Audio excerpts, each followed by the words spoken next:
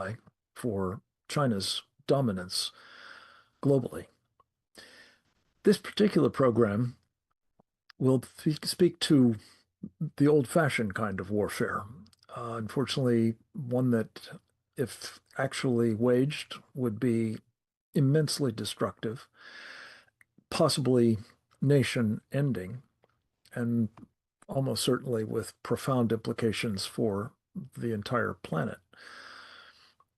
Nuclear war is specifically the focus of today's program, and of particular concern, and therefore of special focus, is the evident conviction the Chinese Communist Party has that it can both wage and win a nuclear war. My old boss, Ronald Reagan, famously said that's not possible. It's not clear that the Chinese Communist Party, or for that matter, its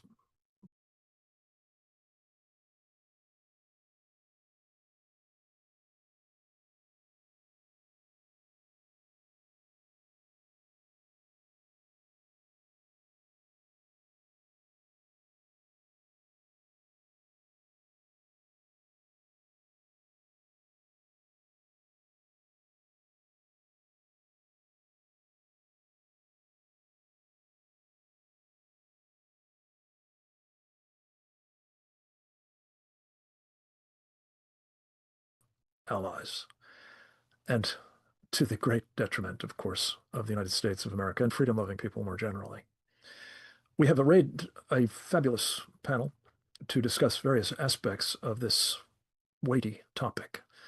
We are going to begin, as we often do in these programs, with a sort of an intelligence overview provided by one of our most, well, important and consequential intelligence analysts. That would be Captain James Fennell, United States Navy, retired. In his last duty station, Captain Fennell was the Chief of Intelligence and Information Operations for the U.S. Pacific Fleet, a vantage point from which he warned assiduously about the Chinese Communists' military buildup and other forms of warfare in which it was engaged against our country and those it was preparing to engage in the future.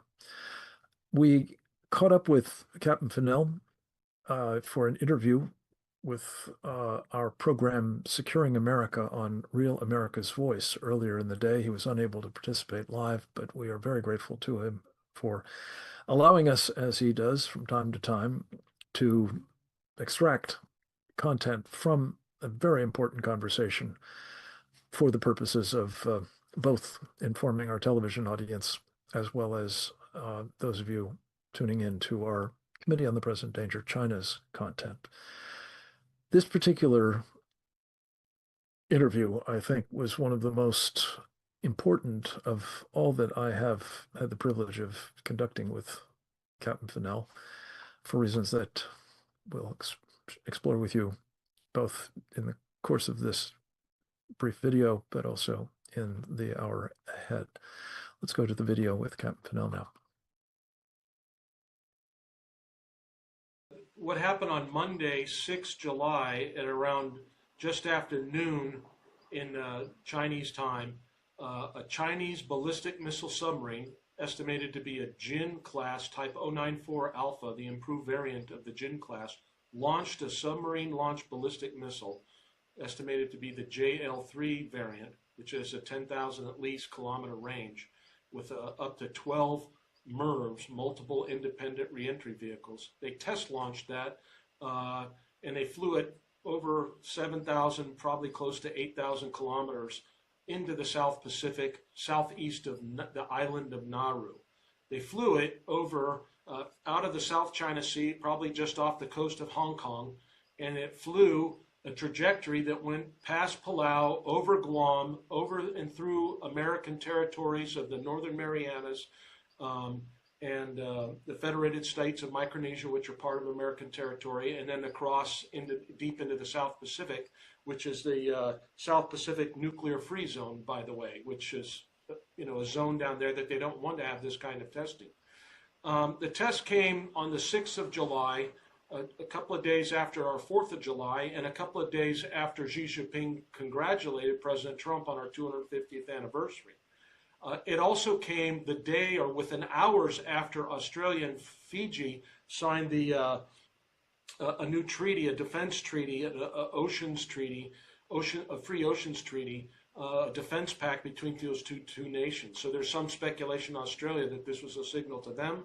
And it was also, this test came one day before July 7th, which is the Marco Polo Bridge incident that China likes, the PRC, the Chinese Communist Party, is remembering as the Japanese invasion of China that started World War II in Asia. So a lot of symbolism there, but the most important thing is that China test launched a capability that's useful for first strike nuclear doctrine.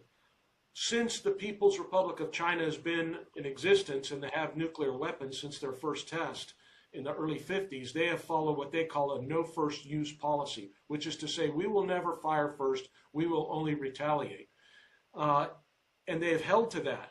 But in the last 2 years, they've conducted 2 nuclear ballistic missile tests. In 2024, they did a ground-based launch of an ICBM, an intercontinental ballistic missile, also out into the South Pacific. And now here, in less than 2 years, they've done this submerged launch test. This is combined with what the former commander of U.S. Strategic Command said a couple of years ago, Admiral Richards said that China was having a nuclear breakout. And former Secretary of the Air Force, Frank Kendall, had stated was a dramatic increase in numbers by the Chinese in terms of their nuclear warheads.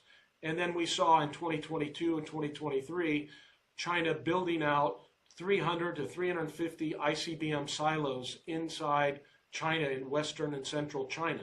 So China is building what they call their nuclear triad. And they have been focused on the ground-based silos for the last few years in terms of what's been getting the most publicity. But they have also been quietly building and working up their submerged launch ballistic missile naval capability. And this test was a statement and a demonstration that they have mastered that technology. Oh, by the way, the Pentagon's 2022 report to Congress on the PLA military power said that China was actively conducting SLBM patrols with their boomer fleet, most likely with the JL-2, a shorter range missile, and less MIRVs. So now they're actively demonstrated that they have an operational JL-3, and we know that they've also trotted out and built and developed and built and are operational now the H-20 strategic bomber. So we should expect here in the next year an H-20 nuclear test to demonstrate that they can fire an ICBM from an airplane, which would give them all 3 legs of the triad, which is clearly an unambiguous demonstration of their commitment to a first strike capability. Unfortunately, the press and many think tanks in Washington downplay this and only focus on second strike capability as if the Chinese were the aggrieved responding to a strike from the United States. But what the facts are on the ground, what the Chinese have been doing here just recently in this year, as noted by some experts like Tom Schugert, they've been conducting massive salvo launches of medium-range ballistic missiles, which would be the first kind of weapons used in a first strike capability. And so there's all kinds of indicators that China has shifted policy.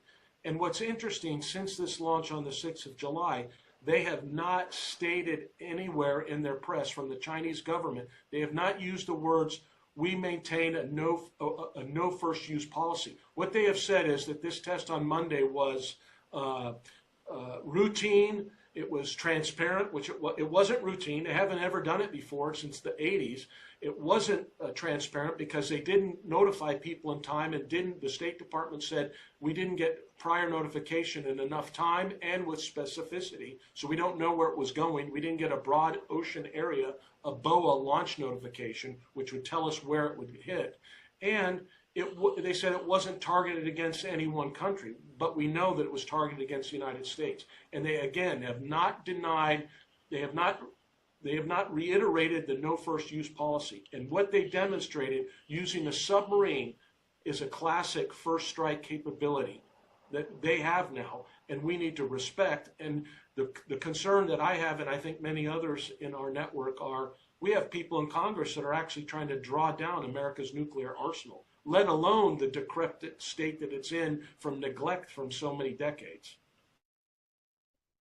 Captain Fennell, thank you for this overview of the latest developments with respect to the Chinese Communist Party's missile program as part of its, well, massive nuclear build-out, breakout, if you will, and quite possibly its warfighting strategy now revealed for what it actually is, not an assured second strike posture, let alone a minimum deterrence, but quite possibly the kind of capabilities that would give them the first strike option that we presume they've long sought. To understand further the nature of the Chinese Communist Party's capabilities and programs, as well as its policy attitude with respect to nuclear war fighting, I am privileged to be able to honor, yes, but also introduce a man that I have come to respect as arguably our nation's foremost expert on nuclear arms, efforts to control them through various negotiations and treaties, non-compliance that our adversaries have routinely engaged in, despite signing on to those treaties, and more broadly, the nature of what we must deter as it has evolved, including with, as I said earlier, the Russians throwing in with the Chinese in nuclear weapons exercises and threats to our country. His name is Dr. Mark Schneider. I could spend the rest of the hour going through his various roles in government, in basically all of the relevant national security agencies, including in the Department of Defense, as it was called at the time, where I had the very considerable privilege of working with Mark during the Reagan administration.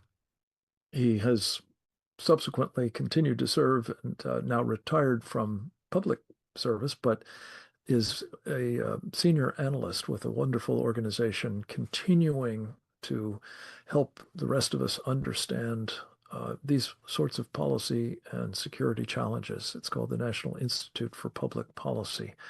And Mark Schneider, thank you so much for finding time to share your extraordinary expertise on what the Chinese Communist Party's nuclear capabilities are at the moment, what they have in store, perhaps, but also what they have in mind for us with them. Welcome, sir. The floor is yours. Well, thank you very much. The Chinese, I think it's beyond any dispute right now that China is engaging in a massive nuclear weapons buildup. Nobody really challenges that. The only question, of course, is how fast it's going to happen. It's in the late, the first Trump administration, the 2018 Nuclear Posture Review, China was assessed to have about 200 nuclear warheads, and it was not expected to go up very substantially. Now, by 2024, China had reached over 600. The Pentagon projections, which I think are substantial understatements, project an increase to over 1,000 by 2030 and 1,500, although they haven't updated that number since, I think, 2022, by 2035. So I would take that as the maximum, or the minimum Chinese nuclear buildup. There are much higher estimates. For For example, Rick Fisher, who's I believe was the one of the best analysts in the country on China military nuclear capabilities, projects a possibility of as much as 6,000 to 8,000 Chinese nuclear warheads in the 2035 period. But even if it's only 1,500, they will have achieved virtual parity with the United States.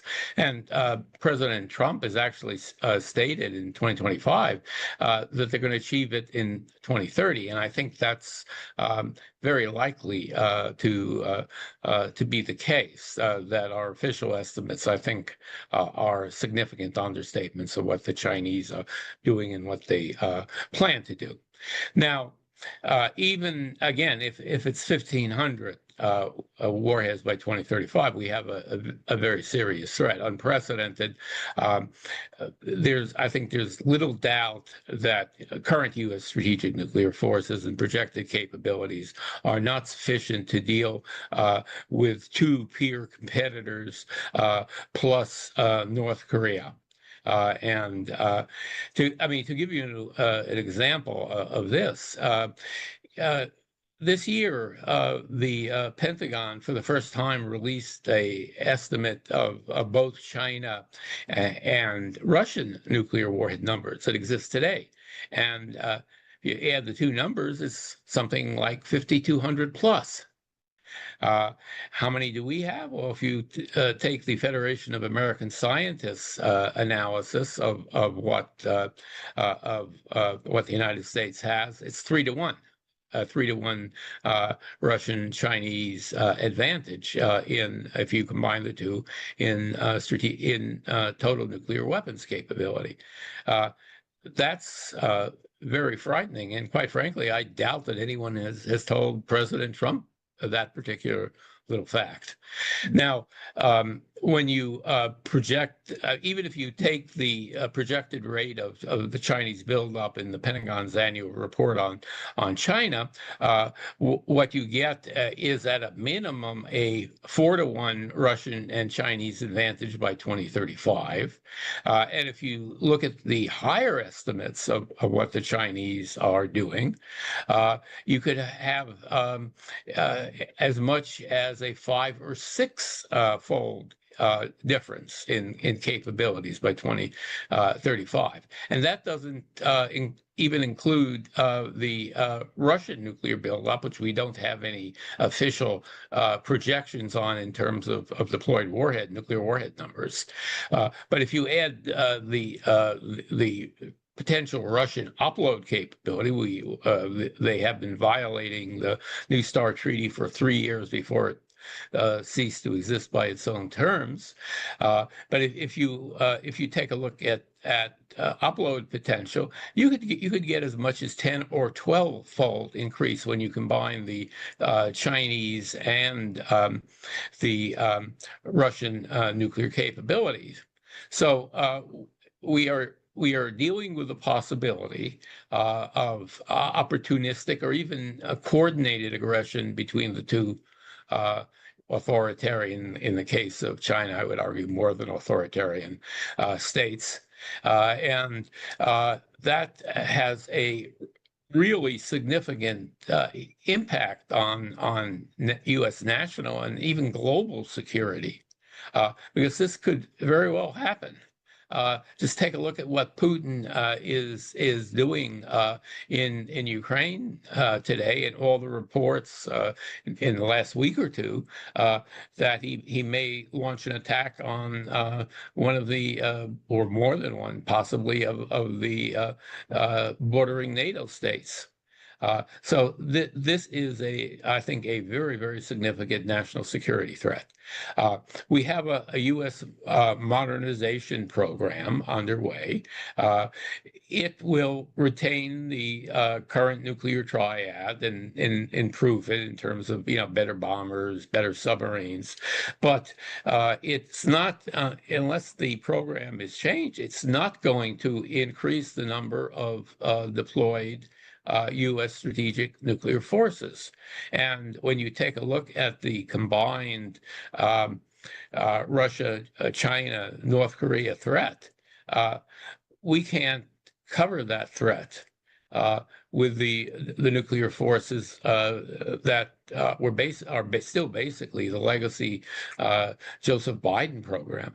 And I think that's a very, very serious problem. It's not only numbers, it's diversity of capabilities.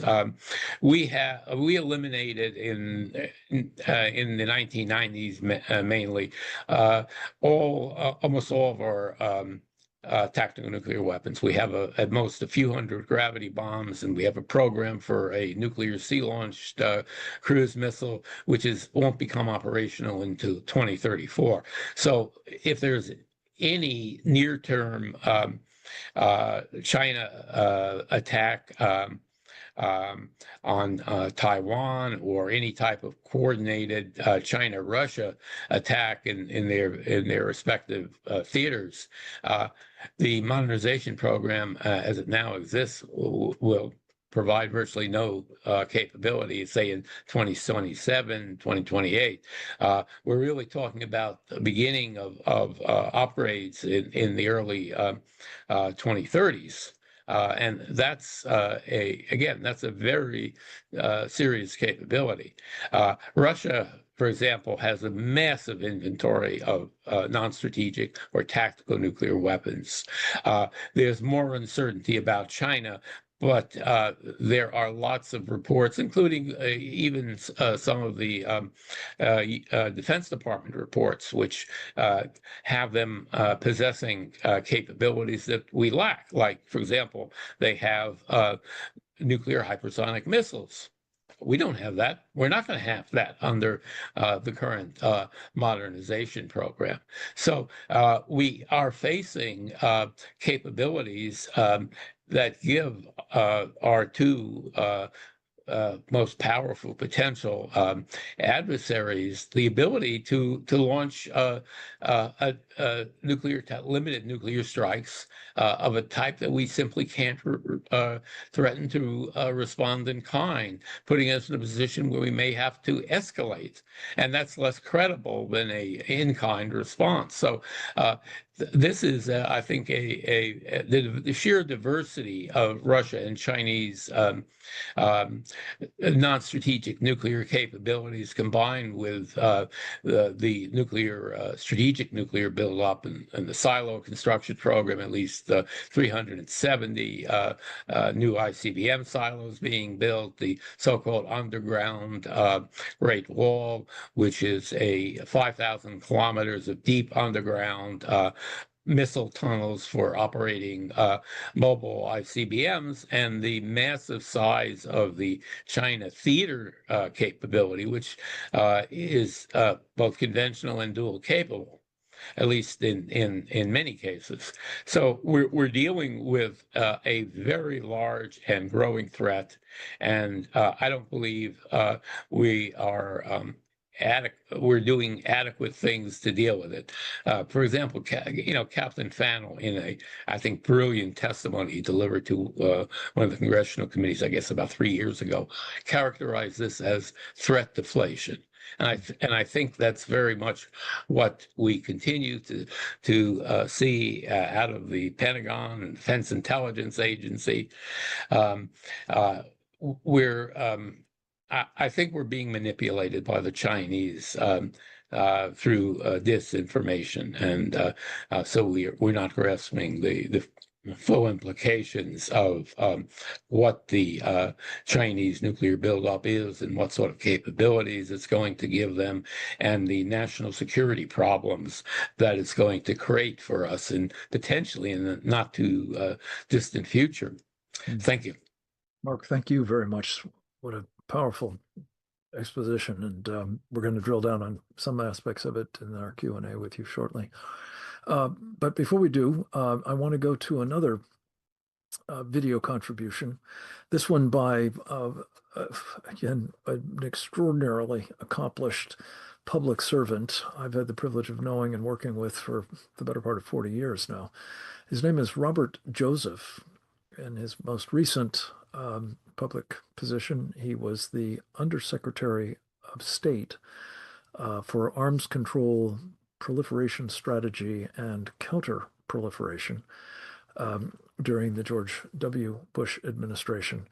He has, in various earlier moments of his career, been in the National Security Council. I think I've got that wrong. It was Arms Control and International Security is the title at the State Department.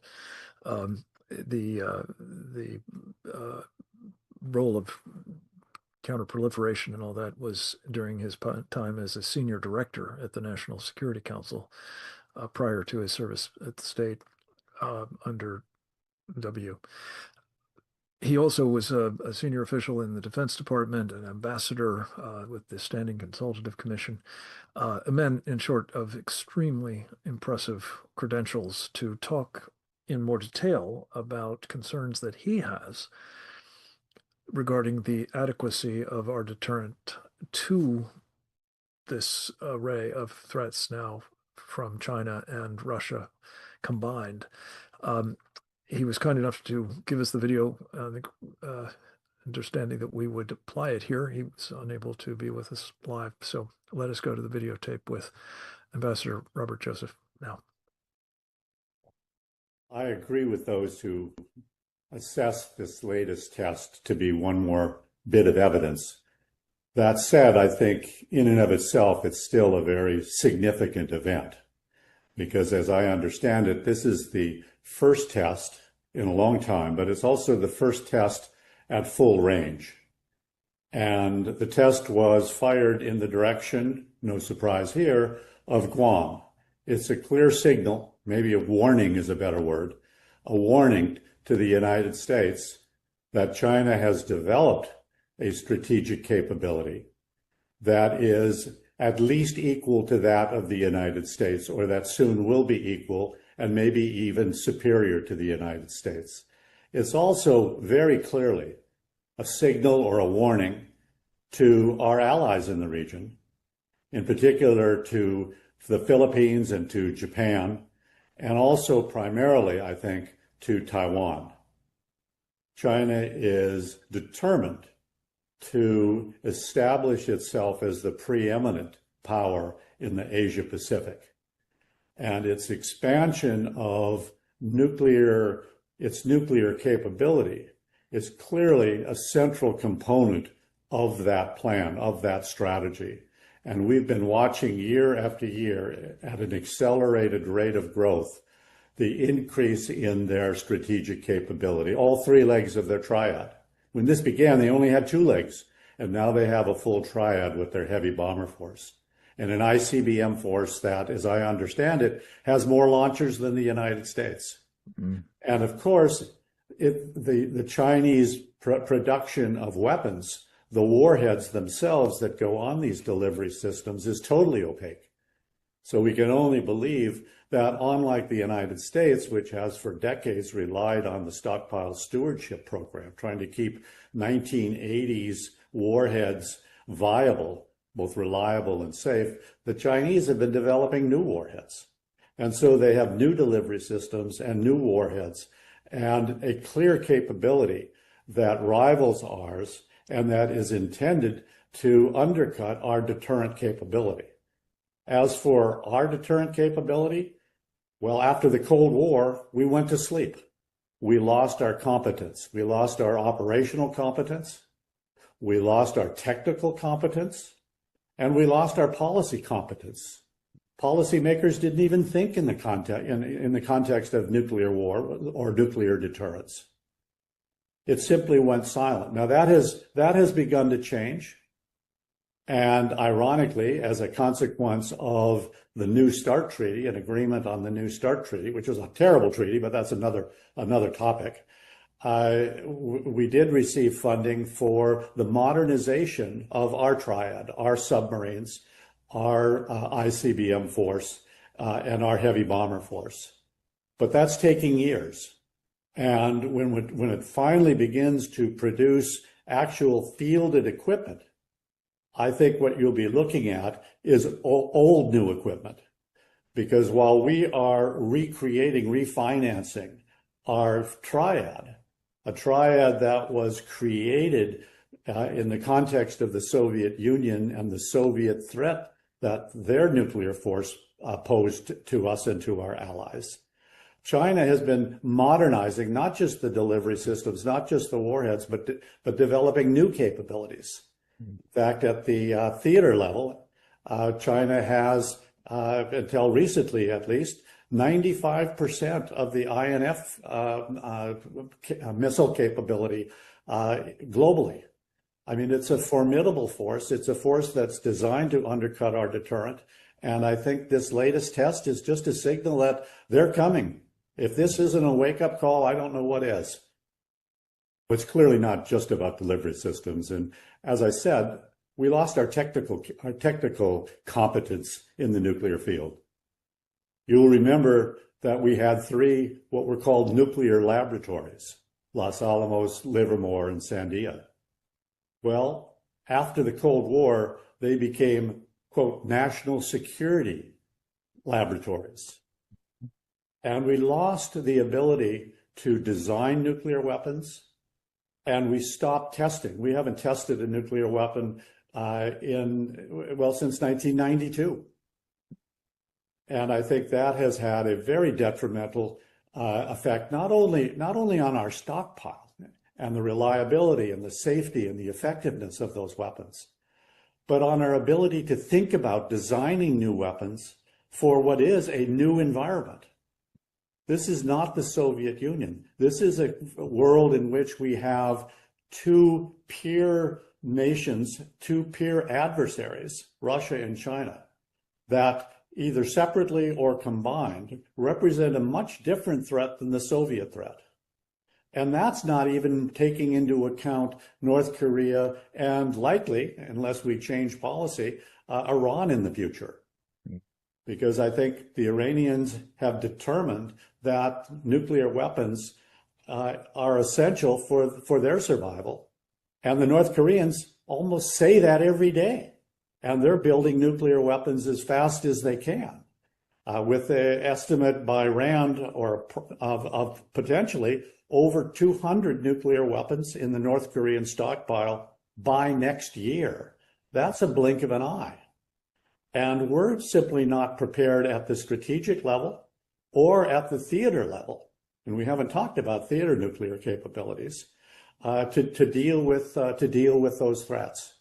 I think we're far behind the curve. As I said, things look better now than they did before, but that's only by comparison with where we were 20 years ago when we were going backwards on our nuclear capability. There's a lot of room for improvement, and it's not just improvement. I think it's an urgent requirement driven by our national security interests and the threats that are posed to us. I think the distinction between theater and strategic is rather arbitrary. I think it was a distinction that was made in the context of arms control, where we said that strategic was a weapon that was delivered by a system, whether it be a submarine-launched ballistic missile or an ICBM or a heavy bomber, that went more than 5,500 kilometers. It was a convenient way of not having to address the very complex situation with regard to theater forces, particularly in the context of monitoring and verification. At that time, we had in Europe, just the United States, over 7,200 nuclear weapons in Europe, theater systems that would not go more than 5,500 kilometers. Today, we have a few hundred. And that was the consequence of the end of the Cold War and a decision made by the President of the United States, George Bush at the time, George Herbert Walker Bush, the first President Bush, that we would, in combination with our Russian colleagues, no longer the threat, but we would both drive down substantially the number of theater nuclear weapons. Well, we did. We went down 95%, and the Russians didn't. And today the Russians have a huge capability advantage over us in theater systems. And it does matter, because even though you have this distinction that, as I said, is rather arbitrary, any nuclear weapon use is going to be strategic. And we have failed, other than to develop more modern gravity bombs for our dual capable aircraft in Europe. We have failed to deploy new systems, to design new systems. In fact, for a good part of the post-Cold War period, our laboratories, now national security laboratories, not nuclear weapons laboratories, were told that they couldn't even think about how new nuclear weapons designs. I mean, this was driven by the arms control agenda gone wild. That seems to have tempered a significant amount, but still, we have that legacy, and we don't have the foresight. I don't think we have the vision that we require in order to keep up with the threats that we face. Our adversaries think about nuclear weapons all the time and how those weapons might be used, not just in the context of a battle plan, but how they can be used for coercion, how they can be used to intimidate their neighbors, how they can be used to deter the United States from coming to the assistance of our allies. And we haven't gone through that thought process. It's better now than before, but we've got a long way to go. Mr. Secretary, thank you. Again, much food for thought, and we will bat some of these insights around in our final segment. But before we do, we are delighted to have with us, as we quite frequently are privileged to do, the chairman of the Committee on the Present Danger of China, Brian T. Kennedy, a man who formerly ran the Claremont Institute as its president and is now the president of the American Strategy Group. He is the author, among others, of China's War Within America. He is both a scholar and a gentleman, but one who has in particular made a life's work of trying to protect the people of the United States against nuclear attack, both by promoting, as we've been discussing, the sort of offensive nuclear deterrent we require, but also missile defenses that we largely are still unable to field. He has been arguing persuasively for quite some time that we need to do that from space. We've asked Brian Kennedy to join us to sort of round out this conversation and introduce into the mix the need for missile defense as well. Thank you for joining us, Mr. President. Over to you. Thank you, Frank. Great to be with you as always. And let me just say from the outset just how impressive those remarks were by Mark Schneider and Bob Joseph and Jim Fennell. That really was a tour de force on the state of play here. One would discern from listening to them that America is not quite serious today about our own national defense. How we as a great nation could have let ourselves strategically get into that position is really something of a national embarrassment. I think part of our problem today is that so much of Washington, not President Trump, but so much of the rest of the establishment doesn't believe nuclear war is possible. They don't believe war with China is even possible. Yes, they're preparing for war. Yes, they're having this nuclear buildup and otherwise military buildup, but that overall war is not possible. And so we don't really need to take these things all that seriously. President Trump does take that seriously. Hopefully he's building a military establishment within the Pentagon that will take it seriously, but we're only now seeing evidence of that. And unfortunately, I think still too slow when it comes to the development of our offensive nuclear forces and our missile defenses. The president has talked about the Golden Dome. It's part of his basic strategic program to build missile defenses. He very much believes in them. He very much, a lot like Ronald Reagan, doesn't like nuclear weapons, has talked very much in Reagan-like terms about getting rid of nuclear weapons. I mean, the president says a lot of things just to test them out, but he doesn't like the idea of nuclear weapons, doesn't want the planet engaged in nuclear war, and so has taken the building of missile defenses seriously. By all accounts, we're working very hard on that. It's 2 years in, however, and we don't have any real systems fielded yet. There is a lot of talk about various designs. I'm hearing good things come out about a system similar to Brilliant Pebbles that may be developed. There's a lot of talk about various boost phase intercept type of systems that we could be developing. But we need to be explaining to the American people just how much needs to be done on this. These are the kind of programs that should be worked on 24/7 to make sure that they could be eventually brought to fruition much quicker than what our current time frame is. Frank, you and I have been in meetings for 20 years where we've heard this or that about missile defense, and they're always on these long time horizons, and they're not designed to deal with either the Chinese threat or the Russian threat, but they're one-off programs. Our land-based system today really is designed for North Korea, and even that, a very limited number of North Korean missiles. So one wonders just how serious we are as a nation, how committed we are as a nation. Today, the Chinese, as Mark Schneider laid out, are building offensive nuclear weapons. They're also building missile defenses.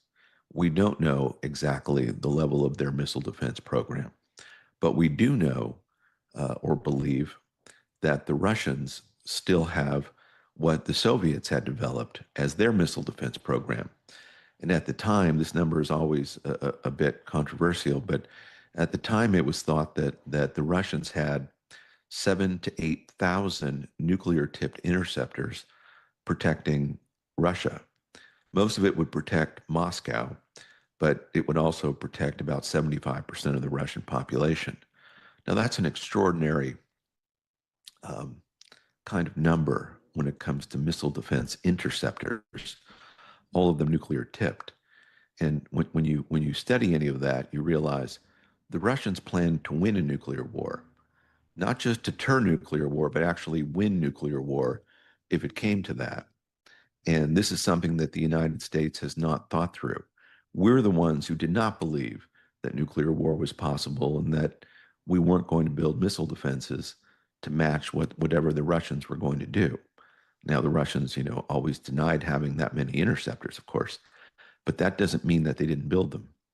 And in the face of all that, the United States, which is defending a free people here in this country, did a great service.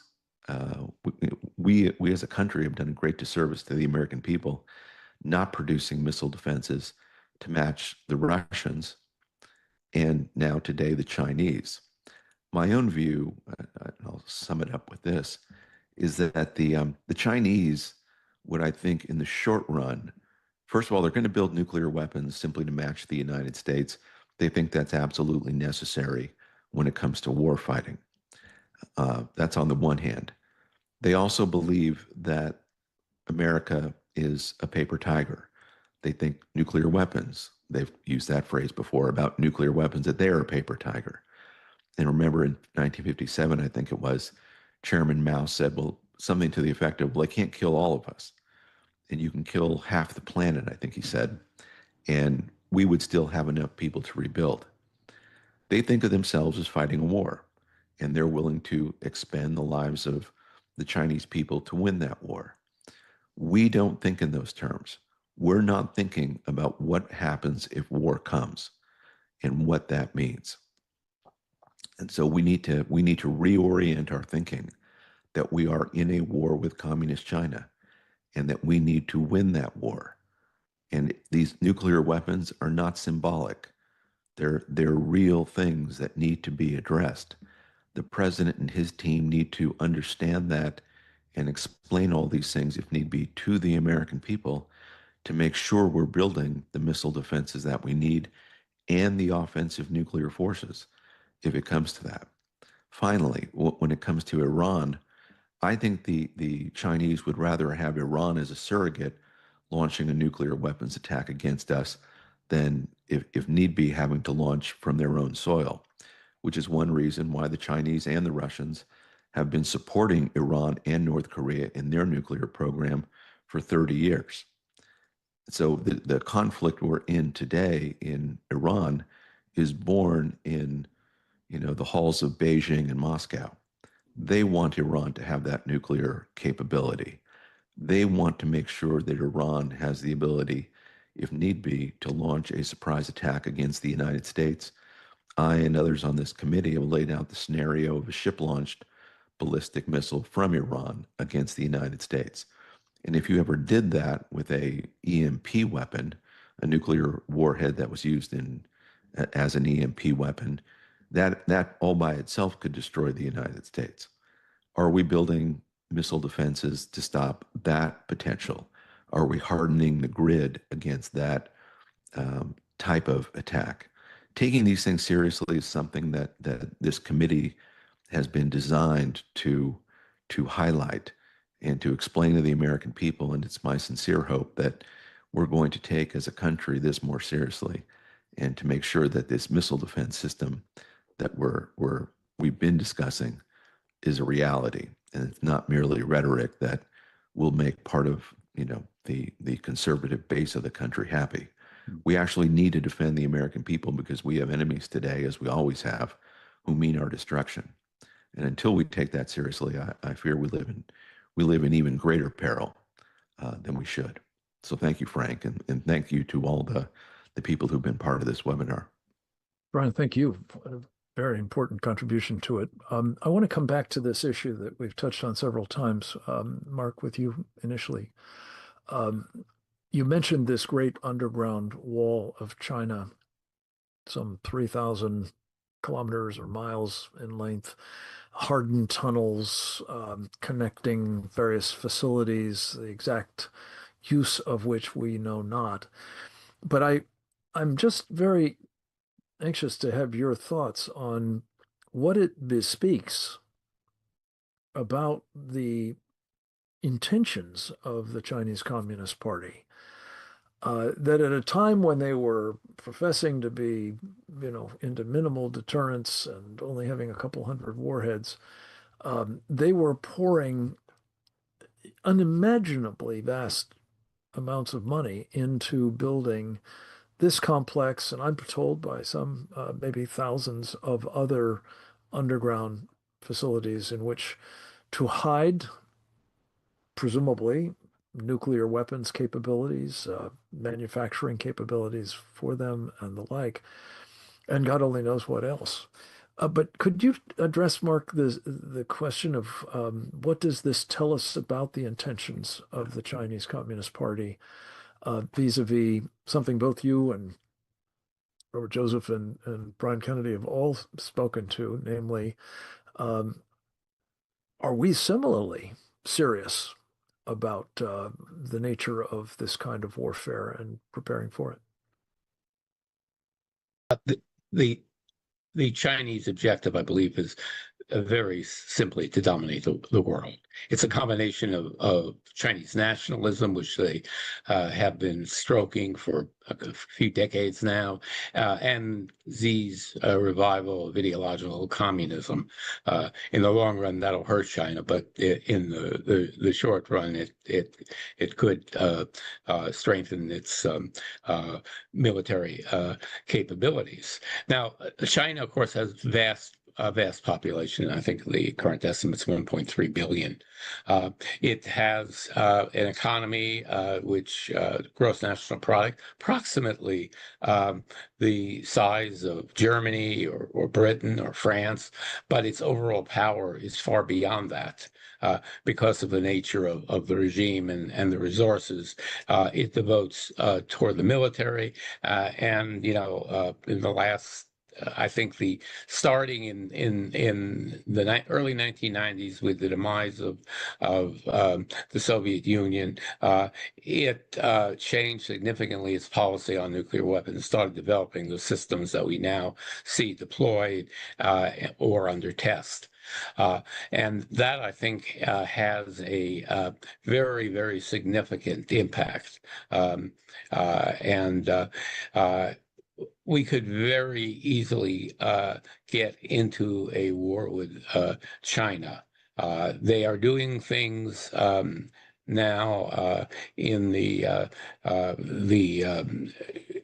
first island chain and beyond it that is very, very, has great military capability potentially associated with some of these activities. And I think at some point they're going to use it. I think Xi is very serious about Taiwan. He may outweigh Trump. He may want to. He may hope you have a much weaker follow-on president, and that despite what the rhetoric you hear from people, that type of president is not likely to do much if they were to actually launch an invasion of Taiwan. By the way, Bill Gertz ran a very interesting story. Maybe 2-3 days ago, the Chinese, he says, are building new silos, not for ICBMs, but for theater-range ballistic missiles. And the intent and capabilities of those silos is to allow them to launch massive, prompt missile attacks in the theater. And, you know, the obvious target right now, or number one target, is Taiwan, but it's more than Taiwan. It's the Philippines, it's Japan, it's Australia. But I think if this story is true, and Bill Gertz has a very good track record, that we're seeing an actual part of the preparations for an actual attack on Taiwan. We haven't seen anything like this before. Yeah. This is very much top of mind, I think, for those of us at the Committee on the Present Danger of China, that capabilities are now coming together that are increasingly indicative of the intention, not only in the abstract and not only in some point in the future, but perhaps very much in the near term to move against Taiwan. And in fact, if Jim were here, we would talk about something we did on the television show, Securing America, earlier today, namely that the Chinese are now putting into place and exercising, not just, you know, in the sense of dress rehearsals, as they've been called, but actual operational activity with their Coast Guard and so-called marine militia east of Taiwan, beginning to challenge ships passing through those waters, all of which strongly smacks of the beginnings of a quarantine or blockade, even if it's going to be incrementally installed. Brian, I wanted to get your thoughts on this too. You both have worked a lot over the years, as have I, on arms control, and I just would be interested in first your thoughts and then Mark's on how we've seen arms control used by particularly the Soviet Union and then the Russians to a somewhat lesser degree, just because they generally don't get into these things. But the Chinese have participated in some arms control, multilateral arms control agreements as well. First of all, as a vehicle for masking what they're doing, despite the so-called transparency that would be associated with inspection regimes and, you know, the techniques that we would have to monitor compliance. Mark Schneider knows more about non-compliance by these guys than anybody on the planet. But the extent to which it has actually resulted in them securing measurable advantages in terms of force structure and capabilities. Mark went through some ratios that are just staggering, especially if they represent the combined forces of the Russians and Chinese. 3-to-1, 4-to-1, 6-to-1, perhaps. Talk a little bit about your sense of all this as an instrument of public policy, Brian Kennedy. Yeah, that's an excellent question, Frank. My own take is that almost all arms control has been an exercise in self-deception on the part of the United States. The idea that communist totalitarian nations would somehow abide by agreements that were going to limit their ability to wage war seems like utter folly. We in America have this self-delusion that they're going to comply with them. We don't have a perfect window into everything that goes on in those countries. We don't have a perfect window today. However good our intelligence capabilities are, we don't have a perfect window into China or Russia or even Iran or certainly North Korea. Yeah. And so the idea that we would have agreements that we really couldn't verify. You can have compliance regimes, but those can be, worked around if you were the other side, and they have been. This has been among the most foolish things this country has engaged in, these many years. And it's been a kind of immorality on the part of the United States that we would leave the American people, when it comes to missile defense, vulnerable to attack. And when it comes to the building of offensive nuclear weapons, that we would not have a force that could both win a war but deter a war. We've engaged in a lot of self-deception, and that's an unfortunate thing. Let me add, Frank, that this point about Taiwan is an important one.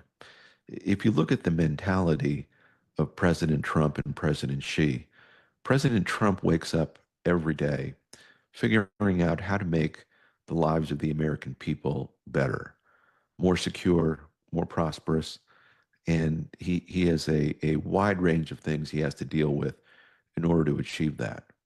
Sometimes sometimes there's great successes, sometimes, there's a lot of things he's still working on. But that's his main goal. President Xi, or Secretary Xi, more properly, he wakes up every day, I believe, thinking about, how do I take Taiwan? He has an apparatus to control the lives of the Chinese people. He has an engine to go and build the Chinese economy. He wakes up every day, though, thinking, how do I take Taiwan? Maybe not today, but tomorrow or the next day. And he's taking steps today to make it so. And we, on the other hand, just look at that and think, well, he may or may not do it. And, the Chinese are patient, and they're probably not going to do that. This idea of threat deflation that Jim Fennell has spoken about and that Mark mentioned is a very real thing in Washington.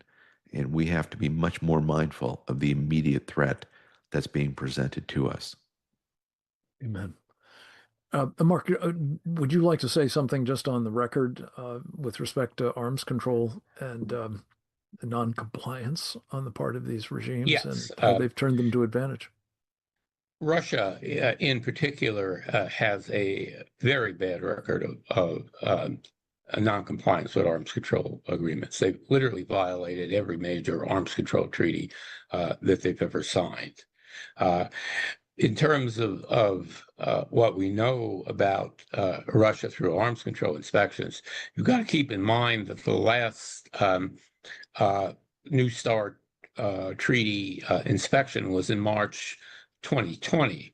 And when we wanted to resume inspections, they were suspended because of the COVID epidemic.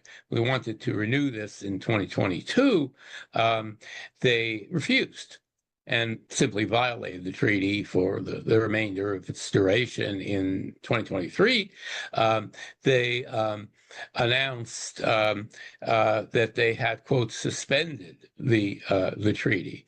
So in effect, we have not had a arms control treaty with Russia since, in effect, 2022. The New START Treaty had a very weak verification regime, much less than the original START Treaty, and that after March 2020, we lost inspections. In 2023, when they suspended it, we lost literally the entire New START Treaty verification regime. So there's not, I mean, the number of deployed Russian nuclear weapons on the strategic missiles is uncertain. They may have uploaded covertly. They certainly have had enough time to do that. If they have, you could have numbers by 2000 higher than they are normally given credit for in most Western publications, and that this is a very significant problem.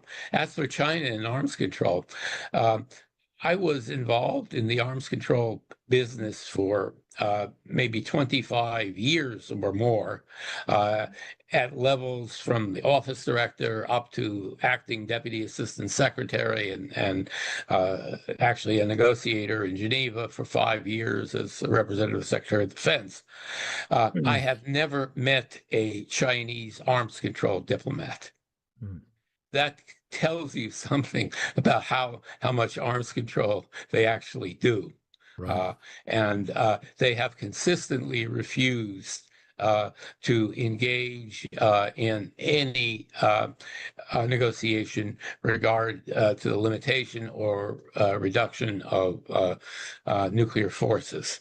And I expect that to continue indefinitely. Mark, I did want to ask you before we have to wrap up, and I think we're just about there, to talk about one exception to that general rule. The Chinese Communist Party, doing business as the government of China, of course, did enter into the Comprehensive Test Ban Treaty. There is, as I understand it, again, you're one of the world's great experts on this subject, that they almost certainly have cheated on that. Robert Joseph mentioned that they've been building new nuclear weapons. We're muddling along trying to keep our 1980s vintage ones going.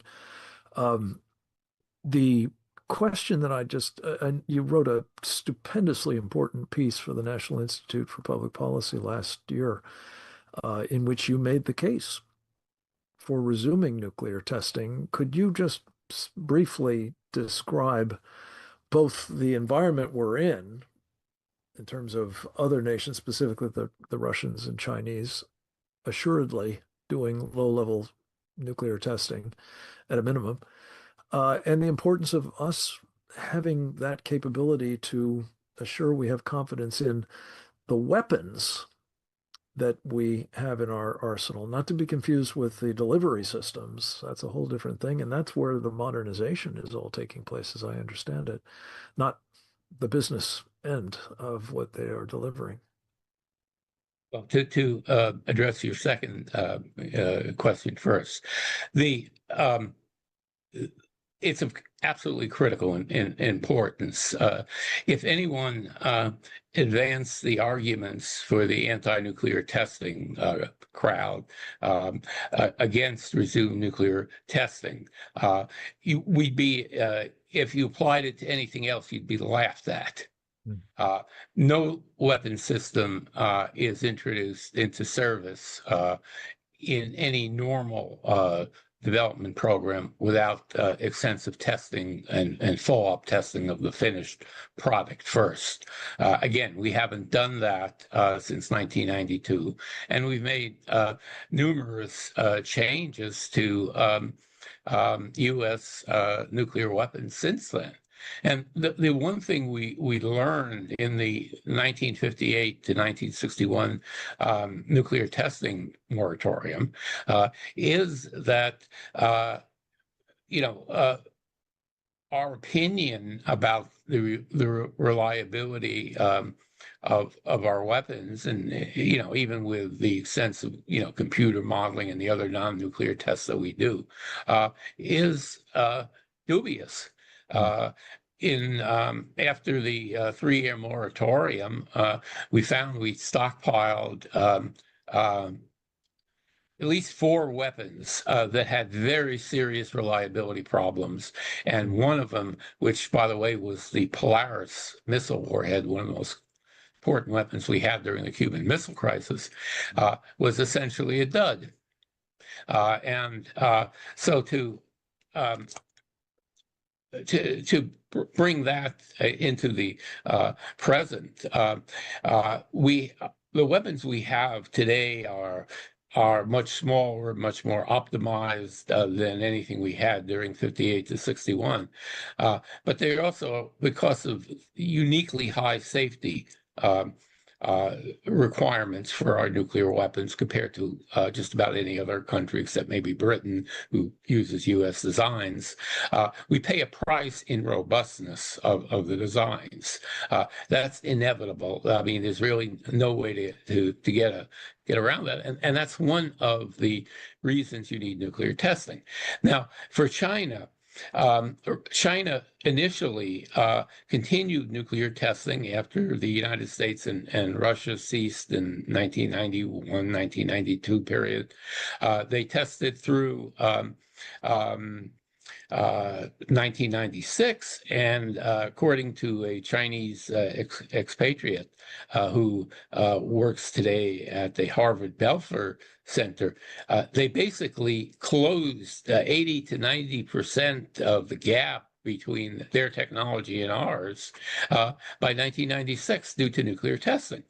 Now, we now know, thanks to the president's statement and follow-ups from various people in the administration, that the Chinese have been doing covert nuclear testing, and these have been in yield ranges up to literally hundreds of tons. Well, what does that mean?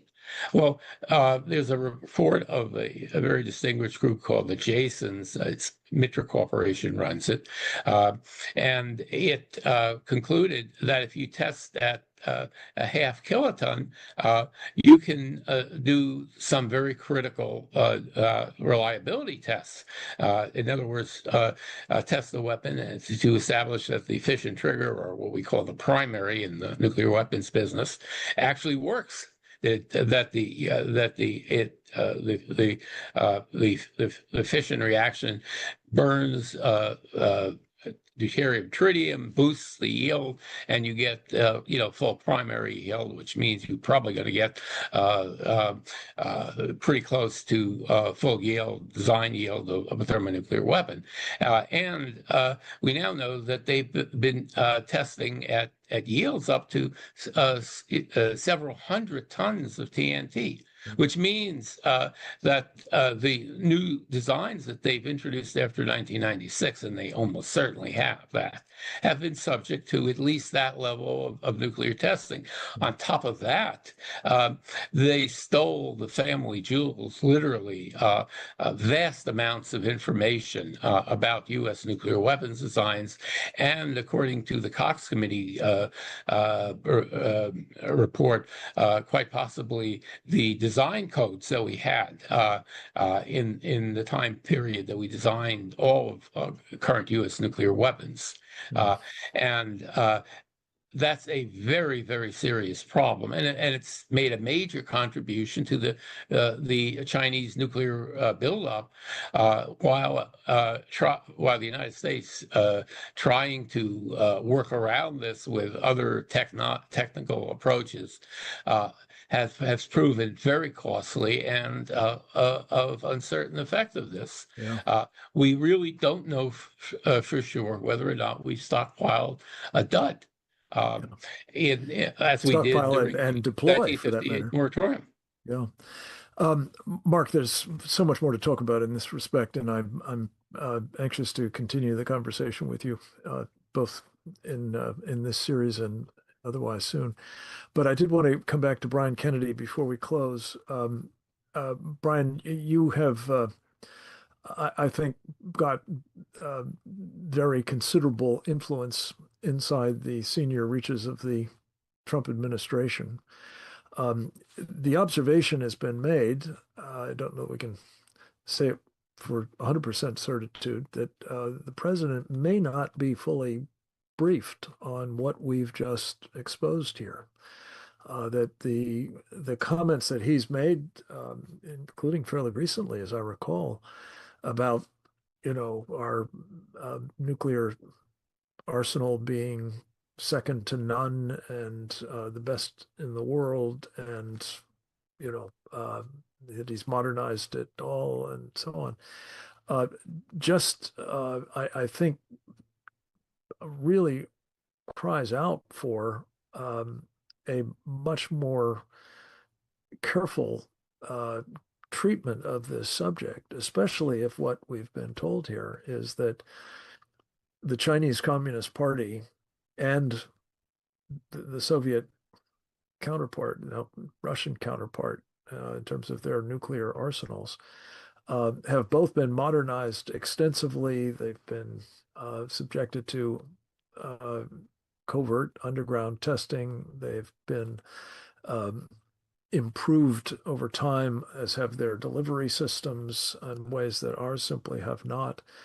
That we may well find ourselves in a position where not only is there an even more urgent need than might have otherwise been the case for missile defense, but that the need for modernizing our arsenal, including the weapons atop it, which will require us to do at least some level of testing of nuclear weapons for the purpose, as well as really reconstituting, as Bob Joseph has said, the nuclear weapons laboratory system that is a core part of the kind of nuclear infrastructure, as it's called, the weapons complex.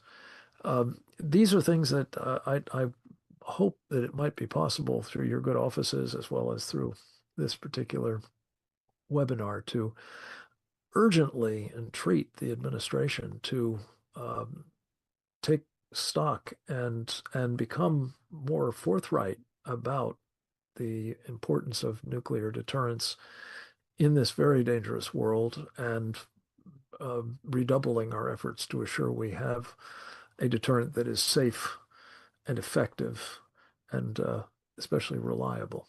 Your thoughts, sir? Yeah, no, that's a great point, Frank. Look, as everyone knows, I'm a huge supporter of President Trump. I do believe he understands just how serious this is.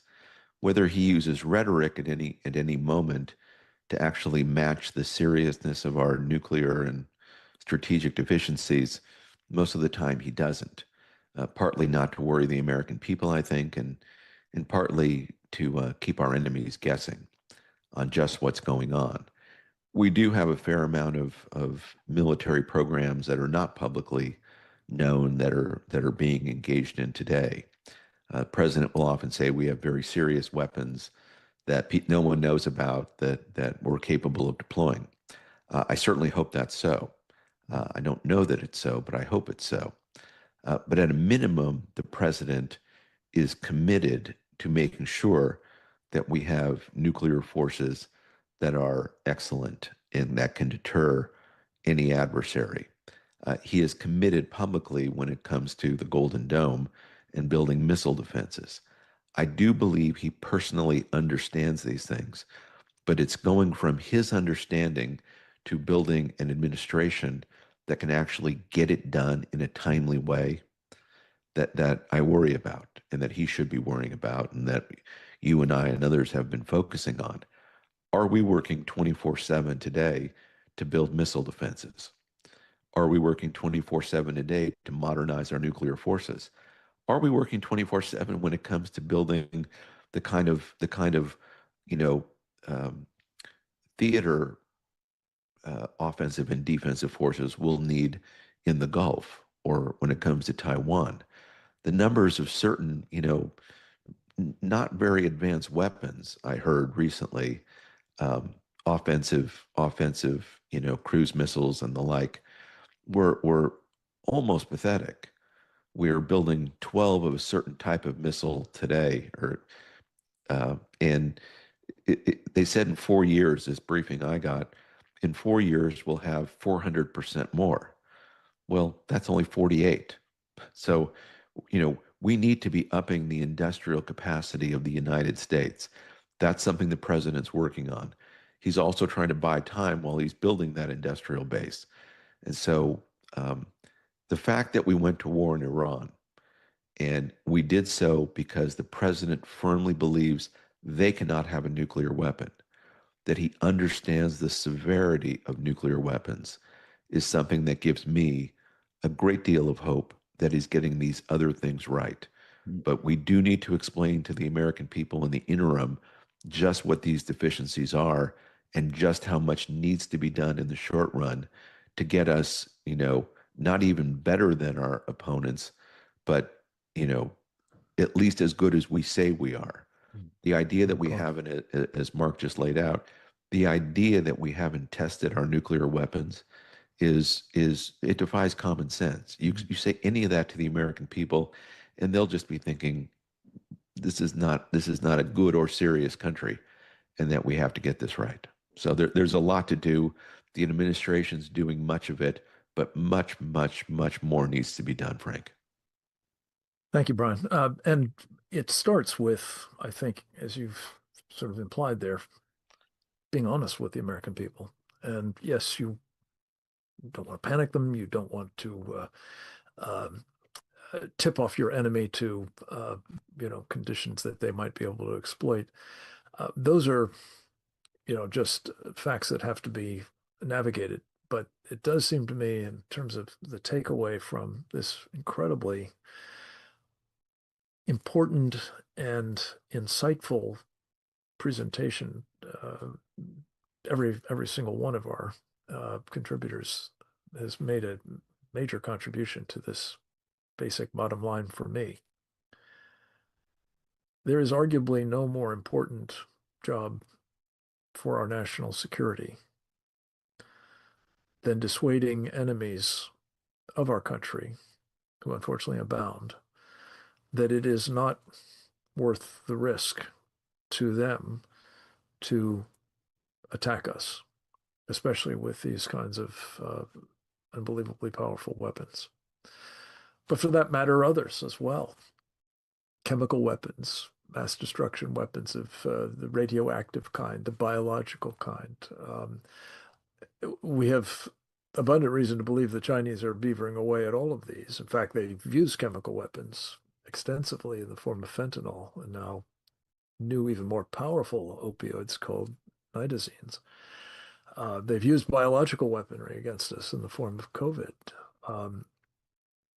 And they may well be preparing to use nuclear weapons against us as well. To deter that prospect, that horrific possibility, requires, I think, getting serious once again about the nuclear enterprise and beginning afresh with the institutions that are necessary to support it, the laboratories, the various elements of the nuclear weapons production, manufacturing complex, such as they are.